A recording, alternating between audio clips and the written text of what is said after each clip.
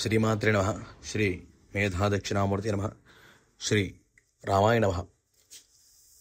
మనం అందరము కూడా ఈ భద్రాచల క్షేత్ర వైభవాన్ని తెలుసుకునే ముందరగా మన అందరికీ కూడా ప్రభువైనటువంటి ఆ రామచంద్రమూర్తిని అందరము కూడా మనస్ఫూర్తిగా ప్రార్థిస్తూ వారి దివ్య కటాక్షం ఎల్లప్పుడూ కూడా మన మీద ఉండాలని చెప్పి ఆ రామచంద్రమూర్తిని ప్రార్థిద్దాం.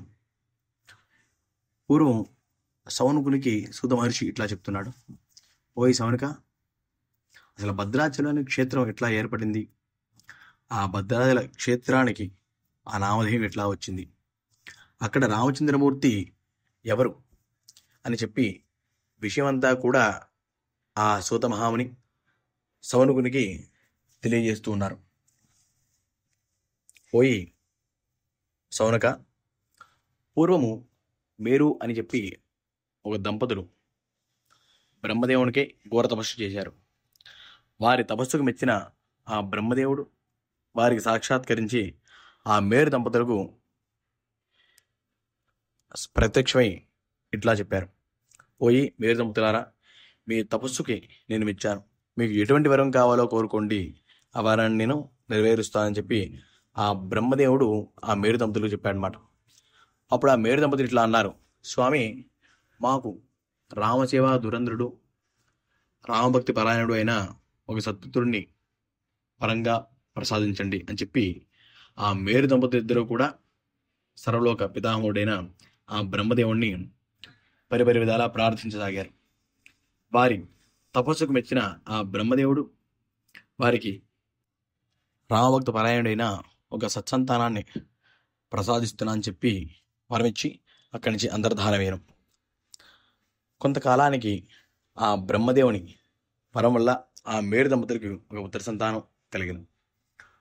పూర్వం ఒకానొక నాడున రామచంద్రమూర్తి సీతాలక్ష్మణ సమేతుడై ఘోరారణ్యంలో పాదచారిగా సంచరిస్తూ మార్గమధ్యంలో విశ్రాంతి తీసుకోవడానికి శిలారూపంలో ఉన్న ఆ భద్రుని శిరస్సుపై వారు విశ్రాంతి తీసుకుని అనంతరం ఆ శిలారూపంలో ఉన్న భద్రుడిని చూచి రామచంద్రమూర్తి చాలా సంతోషించిన వాడై ఆ భద్రుడికి ఇట్లా చెప్పాడు.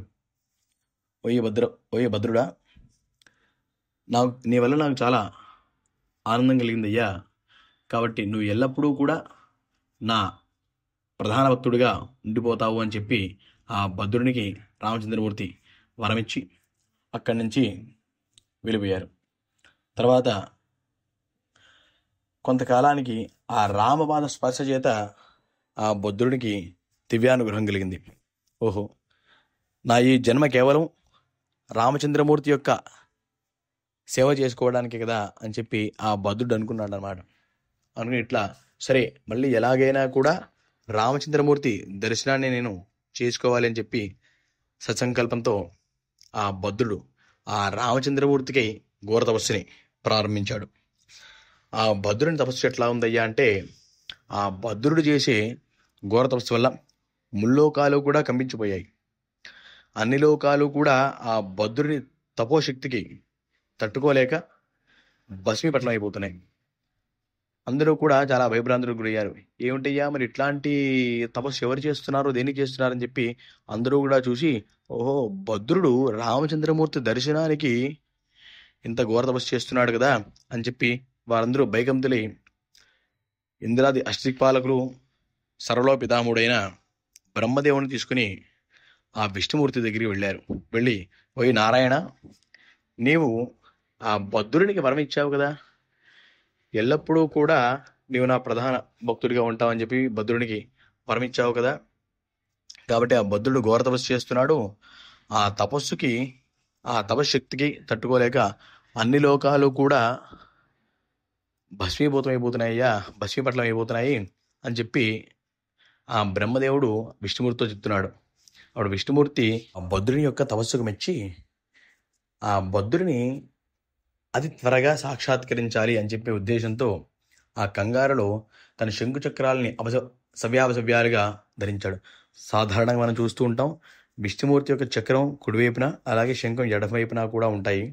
కానీ మన భద్రాచల క్షేత్రంలో మాత్రమే శంఖం కుడి చేతిలో, అలాగే చక్రం ఎడం చేతిలో ఉంటుంది. అది దేనికి అంటే ఆ భద్ర మహర్షిని అనుగ్రహించాలనే కంగారులో ఆ విష్ణువు వాటిని చూసుకోకుండా సవ్యాలుగా పెట్టుకుని బయలుదేరి ఆ వైకుంఠం నుంచి బయలుదేరి ఈ బుద్ధుడి దగ్గరికి వచ్చారు.